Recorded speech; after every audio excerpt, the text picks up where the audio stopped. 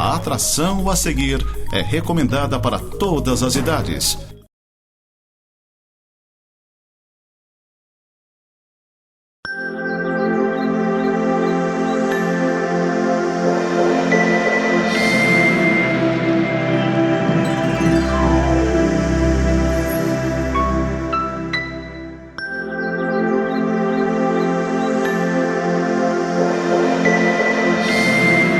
Graça e paz, queridos irmãos e irmãs, sejam muito bem-vindos a mais um programa Semeando para a Vida Eterna da Igreja Presbiteriana de Lages.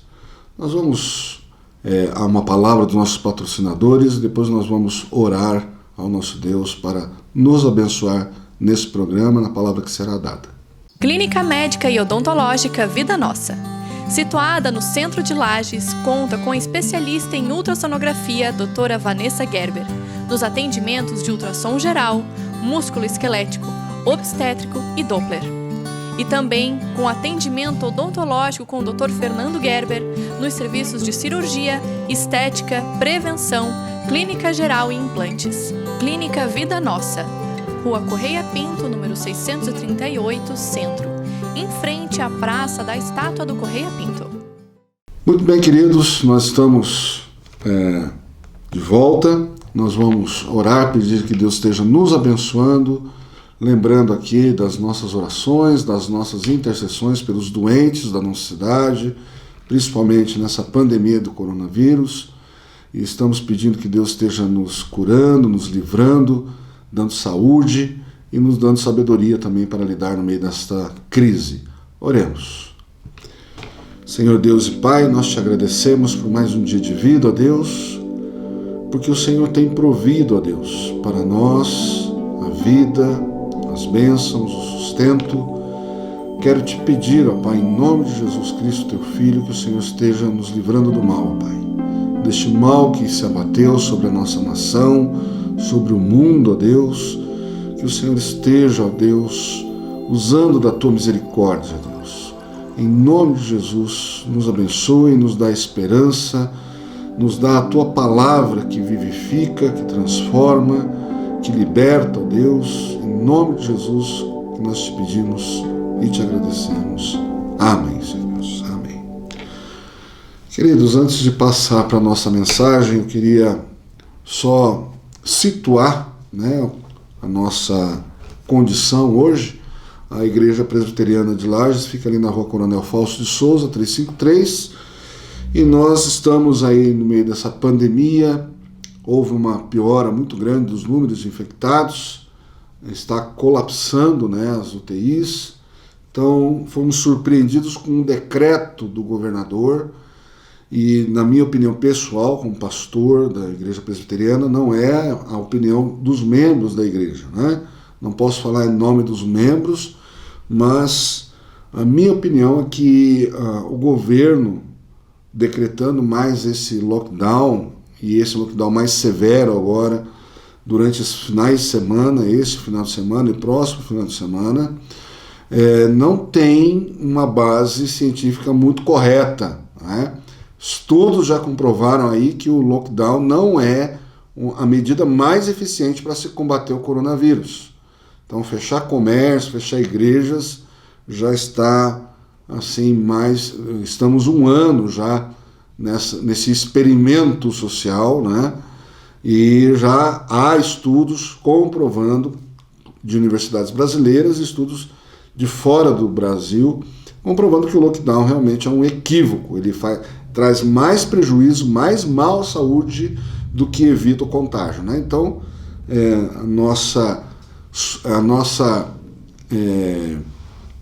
nós atendemos ao decreto, somos aí obedientes ao decreto, mas não somos subservientes para não nos manifestarmos e darmos a nossa palavra de protesto contra este arbítrio.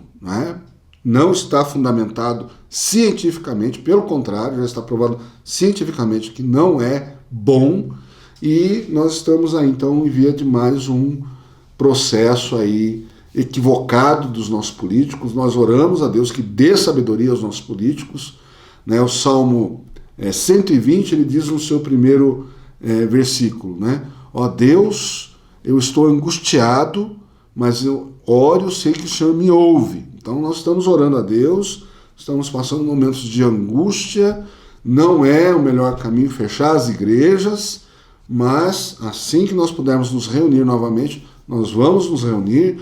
A nossa comunidade é uma comunidade pequena, nós não temos notícias de transmissão do vírus intracomunidade, né? Então, por quê? Porque nós estamos tomando os cuidados ali, temos o álcool gel, as pessoas estão com distanciamento social, não estão se abraçando, não estão usando máscara, estamos cumprindo aí as medidas sanitárias, comprovadamente funcionam.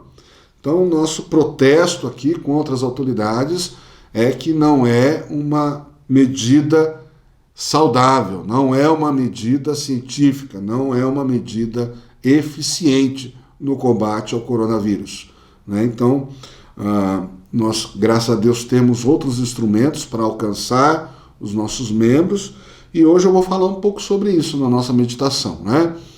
O pastor Paulo, há poucos dias, na nossa igreja, em janeiro, estava falando dos encontros de Jesus, e um dos encontros de Jesus é com a mulher samaritana, naquele poço em Samaria, e a conversa de Jesus com essa mulher samaritana, ela é muito profunda, né?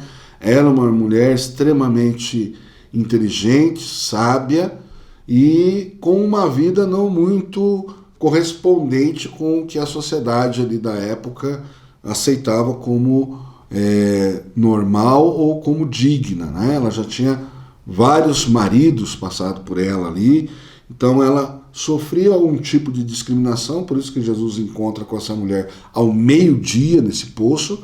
Esse não era o horário convencional das mulheres buscarem água no poço, e ela está sozinha e encontra com Jesus ali, tem uma conversa muito específica, muito interessante, né? Então é sobre essa conversa, o final dessa conversa, na verdade, né? A mulher indaga Jesus, né? Jesus indaga a mulher, aliás, primeiramente, se ela poderia dar água para ele, e ela estranha um homem falando com ela, né? Um judeu, ela identifica Jesus como judeu. Samaritanos e judeus não se dão, ainda mais com o preconceito ali da sociedade, né? Não o preconceito de Jesus, da sociedade, de que homens não falavam com mulheres, né? Ou os judeus, homens, não falavam com as mulheres, principalmente samaritanas. Então a gente tem esse encontro que causa estranheza, essa conversa causa estranheza para os discípulos, e ela responde para Jesus, você falando comigo, né? E Jesus fala assim, se você soubesse quem estava falando com você, você não me daria água, você pediria a água que eu tenho, mas você não tem um balde para tirar a água, né? Como é que você pode me dar água? E aí Jesus fala sobre a água da fonte da vida, né? Aquele que bebe dele fluirão rios de água viva. E ela percebe que aquele homem é diferente e o chama de profeta. E a continuação dessa conversa é assim, Evangelho de João, capítulo 4, do versículo 19 em diante, diz assim: Senhor, disse-lhe a mulher, vejo que tu és profeta. Nossos pais adoravam neste monte, vós, entretanto, dizeis que em Jerusalém é o lugar onde se deve adorar. Disse-lhe Jesus, mulher, podes crer-me que a hora vem, quando nem neste monte, nem em Jerusalém adorareis o Pai. Vós adorais o que não conheceis. Nós adoramos o que conhecemos, porque a salvação vem dos judeus. Mas vem a hora e já chegou, em que os verdadeiros adoradores adorarão o Pai em espírito e em verdade, porque são estes que o Pai procura para seus adoradores. Deus é espírito e importa que os seus adoradores o adorem em espírito e em verdade. Amém. Uma pergunta extremamente inteligente, teológica da mulher, né? Onde se deve adorar, né? Nossos pais adoravam naquele monte, né? Ou no Monte Gerizim, né? Conta a história aí que quando da separação de Samaria da Judéia, o Monte Gerizim ficou sendo o monte onde os samaritanos construíram um templo para adoração, e esse templo foi destruído, né? Isso 700 anos antes de Jesus, e esse templo foi destruído 130 anos antes de Jesus. E ali, mesmo com o templo destruído, como acontece hoje lá em Jerusalém, né, no Muro da Lamentação, né, que é o muro que sobrou ali do Templo de Salomão, eles adoram, eles vão lá, fazem as orações, fazem até sacrifício que é proibido, eles vão presos, né, os judeus. Mas aqui nessa história, nesse momento, há, né, essa conversa, e ela diz: olha, nossos pais adoram esse monte, e vocês dizem que o certo é adorar em Jerusalém. Onde se deve adorar? Essa é a pergunta da mulher samaritana a Jesus, quando ela percebe, né, que Jesus fala sobre a vida dela, que a conhece e nunca tinha tido um contato com ela, né? Ou ela tinha tido um contato com Jesus. Então, quando Jesus fala sobre a vida dela, ela se convence de que Jesus realmente é um profeta, alguém sobrenatural ali, né? E a primeira colocação aqui dessa conversa final, né, sobre a adoração, é sobre o lugar, né, os lugares sagrados. Então ela fala sobre a questão do Monte Gerizim. Jesus fala que não é nem ali, nem em Jerusalém, né, porque ele mesmo está ali, e o que na verdade Jesus está falando é que no derramamento do Espírito Santo, no cumprimento das profecias, o Espírito Santo iria por toda a parte, né, iria convertendo as pessoas, iria extrapolar as fronteiras de Israel, alcançar os povos, todos os povos, né? Os povos gentios. Então nós estamos vivendo esse tempo do derramamento do Espírito Santo em Atos 2 até hoje. E nosso chamado como igreja é a proclamação da palavra de Deus, a revelação de Deus em Jesus Cristo como o Senhor e Salvador, e isso através da unção do Espírito Santo, né? É somente através da unção do Espírito Santo que nós podemos pregar o Evangelho, e esse Evangelho ser efetivo, alcançar as pessoas, haver transformação de vidas.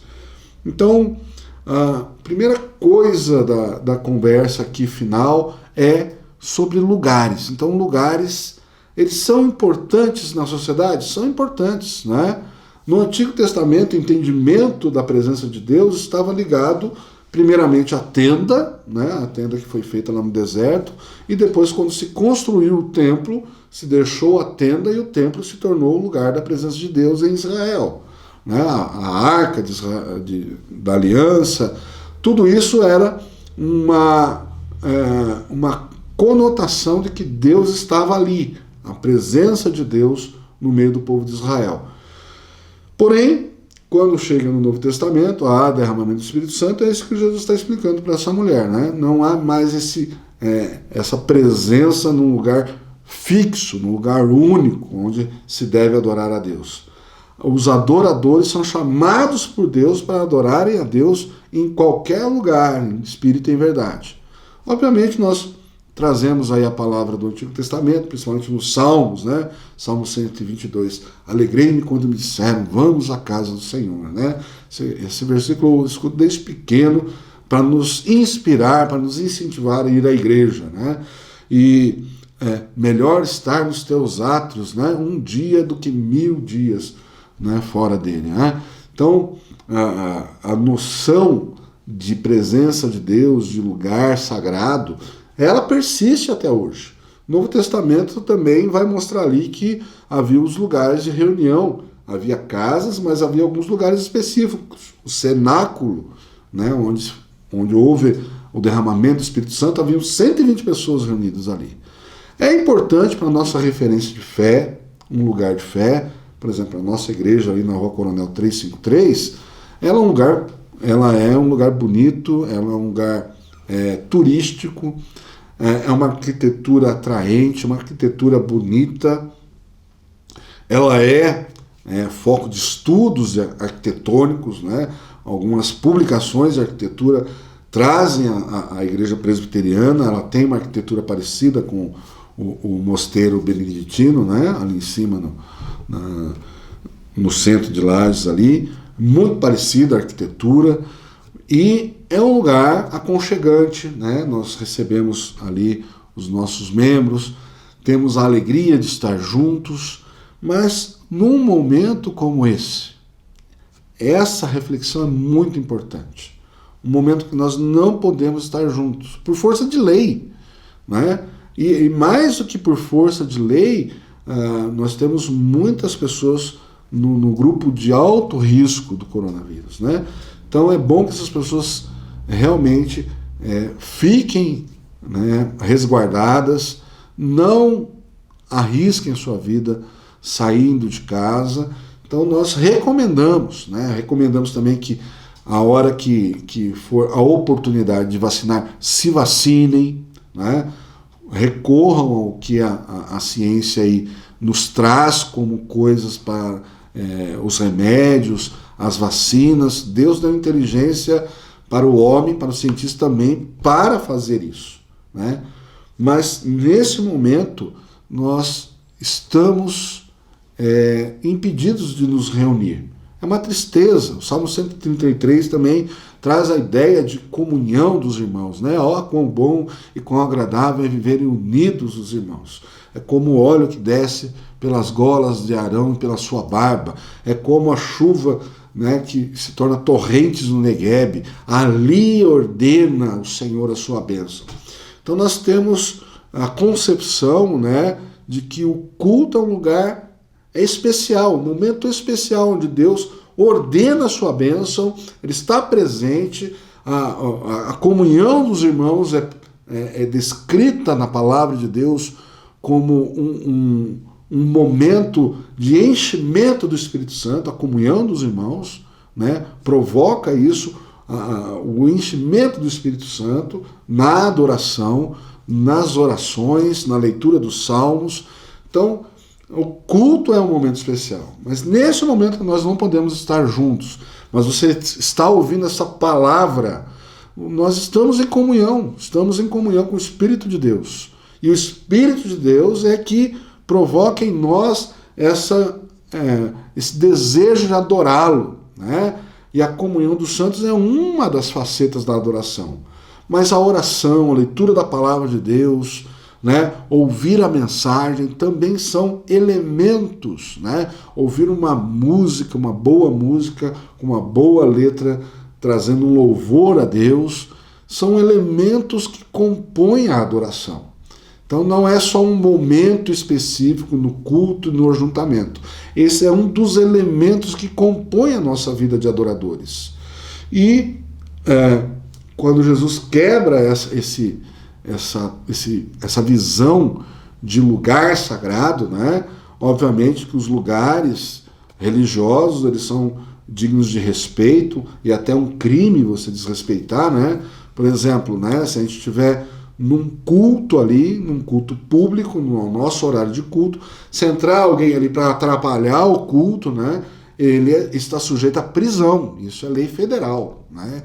Ele não pode atrapalhar um culto. O lugar é sagrado, o lugar é de respeito, ele tem a sua dignidade, né? Mas Jesus faz uma colocação interessante para a mulher. Ele fala assim: vós adorais o que não conheceis, e nós adoramos o que conhecemos, porque a salvação vem dos judeus.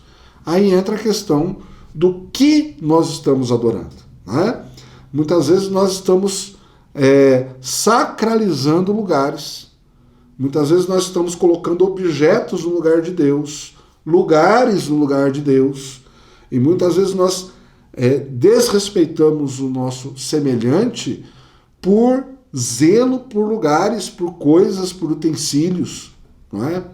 Então não é esse o propósito, né? Aqui Jesus está fazendo uma colocação para aquela samaritana, porque os samaritanos realmente perderam ali a questão da adoração, do conhecimento da palavra, por causa de uma rixa étnica, né? Então os samaritanos, os judeus, eles tinham uma rixa, eles eram inimigos, né? Então, esse modo de perceber as coisas levou eles a se desviarem da palavra e desconsiderarem que a salvação vinha dos judeus, como a profecia diz, né? Então percebam que a colocação de Jesus, ela é justa, firme com aquela mulher, e ela realmente conhece a verdade, ela percebe que aquilo que ele está dizendo é a verdade, né? Primeiro, que o lugar não existe um lugar correto, e segundo, que o que se está adorando naquele lugar também não é o objeto de adoração correta. Aí ele faz a colocação de que Deus é Espírito, né? Deus Pai, ele transcende lugares, ele transcende, né, as nações, e ele diz: vem a hora, já chegou, em que os verdadeiros adoradores adorarão o Pai em espírito e em verdade, porque são esses que o Pai procura para seus adoradores. Então Deus nos chama para sermos os seus verdadeiros adoradores através da obra do Espírito Santo. Então, queridos irmãos e irmãs, nesse momento que nós precisamos de paciência, de inspiração, de tolerância, mesmo com medidas equivocadas das nossas autoridades. O apóstolo Paulo diz que nós devemos orar pelas nossas autoridades. Então nós oramos para que Deus dê sabedoria e que, se uma autoridade está errando, outros instrumentos de autoridade possam intervir, né, nesse momento. Então que nós possamos ser esse povo de Deus, separado, porque Deus mesmo nos separou, santos e adoradores. Deus é espírito e importa que seus adoradores o adorem em espírito e verdade. Nesse momento você está aí na sua casa adorando a Deus, ouvindo essa mensagem, buscando ler a palavra de Deus, nos acompanhando em oração. Isso é adoração. Então, sinta-se confortado pelo Espírito Santo de que você está em comunhão com Deus. E que nós possamos em breve ter mais um elemento da comunhão com Deus, que é a comunhão com os irmãos e irmãs, a comunhão com os santos. Deus esteja abençoando, e eu quero orar por você agora, pela nossa cidade, para que Deus nos abençoe. Oremos. Pai, te agradeço pela tua palavra, te peço orientação e sabedoria, ó Deus, para nós, para as nossas autoridades. Te pedimos, ó Deus, a tua intervenção sobrenatural para aqueles que estão adoentados, internados, com risco da sua vida. Que o Senhor tenha misericórdia, esteja levantando esses queridos, curando, ó Deus, e principalmente tocando na vida deles com teu Espírito Santo, para eles se tornarem adoradores do Senhor, verdadeiros adoradores. Rogamos pelos nossos queridos irmãos e irmãs da nossa igreja, da nossa cidade, do nosso estado, do nosso país. Derrama a tua sabedoria, ó Deus, sobre as nossas autoridades. Repreende, ó Deus, aqueles que estão agindo mal. Dá, Senhor Deus, a nós o livramento, ó Pai, de decisões equivocadas. Em nome de Jesus, eu oro pelos comerciantes, ó Pai, que estão sofrendo verdadeiros prejuízos pela má administração desse governo. Que o Senhor esteja, ó Deus, sustentando a cada um. Em nome de Jesus, nós te pedimos que esteja nos abençoando e nos livrando do mal, em nome de Jesus. Amém, Senhor. Deus abençoe, queridos, até o nosso próximo encontro.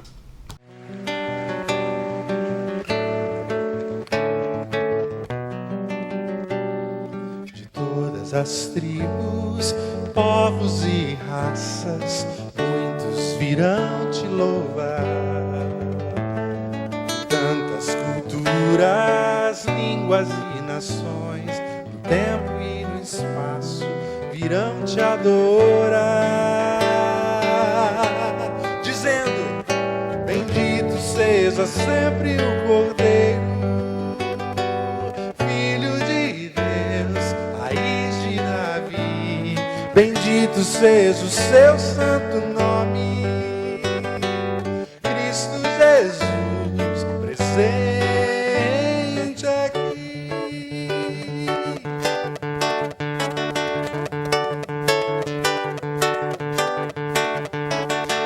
Remidos comprados, grande multidão, muitos virão te louvar.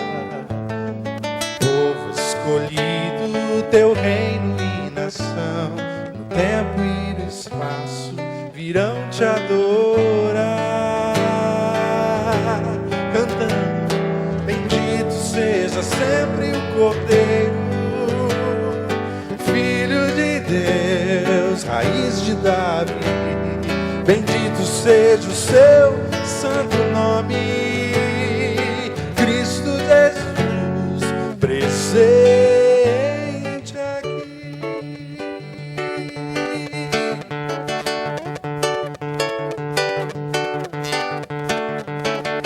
E a nós só nos cabe tudo dedicar, oferta suave ao Senhor. Dons e talentos queremos consagrar, e a vida no teu altar pra teu louvor.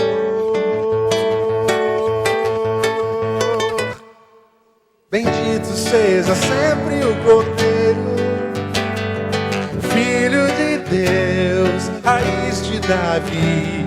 Bendito seja o seu santo nome, Cristo Jesus, presente